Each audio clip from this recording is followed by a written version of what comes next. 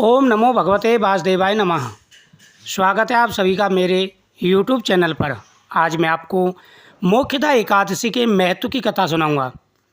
श्री युधिष्ठिर बोले कि हे भगवान, आप तीनों लोकों के स्वामी हैं, सबको सुख देने वाले और जगत के पति हैं। इस कारण मैं आपको नमस्कार करता हूँ। हे देव, आप सबके हितैषी हैं, इसलिए मैं संशय को दूर कीजिए कि मार्गशीर्ष शुक्ल एकादशी का क्या नाम है, उस दिन कौन से देवता का पूजन किया जाता है, उसकी विधि क्या है।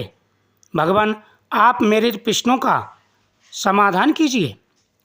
यह सुनकर के भगवान श्री कृष्ण बोले, हे धर्मराज, तुमने बड़ा उत्तम प्रश्न पूछा है। इससे आपका यश संसार में फैलेगा, सो आप ध्यानपूर्वक सुनिए। मार्गशीर्ष शुक्ल एकादशी अनेक पापों को नष्ट करने वाली है।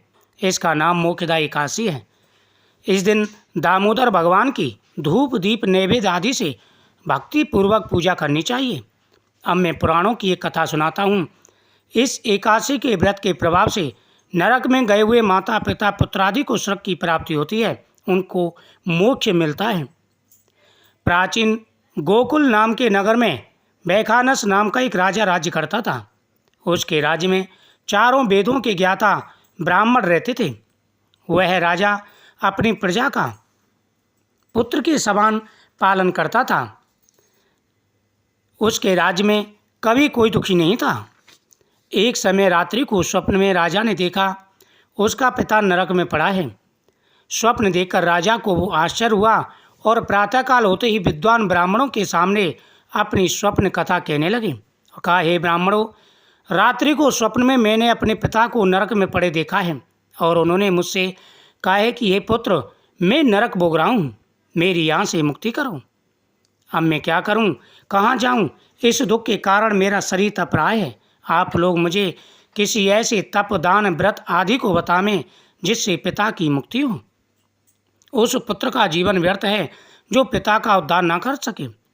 राजा के ऐसे वचन सुनकर ब्राह्मण बोले, हे राजन, यहाँ से कुछ दूर पर पर्वतमान वर्तमान भूत भविष्य व सभी बातों के ज्ञाता पर्वत नाम के ऋषि हैं। उनका एक आश्रम है, उसी में वो रहते हैं। आप यह सब बातें उनसे जाकर पूछिए, वे आपके प्रश्नों का उत्तर भली भांति दे सकते हैं। यह सुनकर राजा मुनि के आश्रम पर गया। उस आश्रम में अनेकों शांत चित्त योगी और मुनि तपस्या कर रहे थे। उसी जगह चारों वेदों के ज्ञाता साक्षात ब्रह्मा के समान पर्वत मुनि बैठे थे। राजा ने वहाँ जाकर उनको साष्टांग प्रणाम किया। पर्वत मुनि ने राजा से कुशल खेम पूछी। राजा ने कहा कि महाराज, आपकी कृपा से मेरे राज्य में पूरी तरह से कुशल है, परंतु अकस्मात एक विघ्न आ गया है जिससे मेरे चित्त में अशांति छा गई है। हे राजन, आप बताइए, तुम्हें क्या परेशानी है? तुम्हारे सभी परेशानियों का निवारण दूर करने की कोशिश करूँगा। राजा ने कहा कि हे मुनिवर, वैसे तो सब कुशल है, लेकिन एक विपत्ति आ गई है जिससे मेरे चित्त में अशांति छा गई है। ऐसा सुनकर पर्वत मुनि ने एक क्षण के लिए अपनी आंखें बंद की, भूत भविष्य को विचारने लगे। फिर बोले, हे राजन, मैंने अपने योग बल से तुम्हारे पिता के सब कुकर्मों को जान लिया है।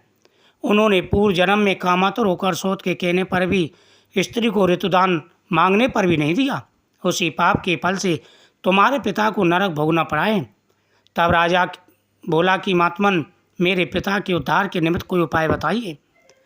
पर्वत मुनि ने कहा, हे राजन, मार्गशीर्ष शुक्ल एकादशी को उपवास करके उसके पुण्य को अपने पिता को संकल्प कर दो।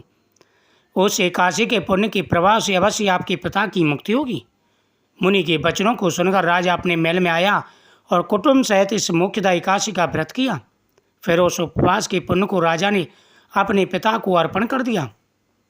उस पुण्य के प्रभाव से राजा के पिता को मुक्ति मिल गई और स्वर्ग में जाते हुए अपने पुत्र से कहने लगा, हे पुत्र, तेरा कल्याण हो। तूने अपने पुत्र धर्म का पालन किया है, भगवान की कृपा से तुझे सब कुछ प्राप्त होगा। मार्गशीर्ष मास के शुक्ल पक्ष की इस मोक्षदा एकादशी का व्रत करने वाले के समस्त पाप नष्ट हो जाते हैं और अंत में उनको स्वर्गलोक की प्राप्ति होती है। ऐसे व्रत से बढ़कर मोक्ष देने वाला अन्य कोई व्रत नहीं है। इसलिए हे राजन, सभी को प्रयत्नपूर्वक यह व्रत अवश्य करना चाहिए। जो भी अपने पितरों के उद्धार के लिए इस व्रत को करते हैं, पितरों का उद्धार होता है और स्वयं उनका भी उद्धार होता है। भगवान का आशीर्वाद सदा ही उनके ऊपर बना रहता है। ओम नमो भगवते वासुदेवाय नमः।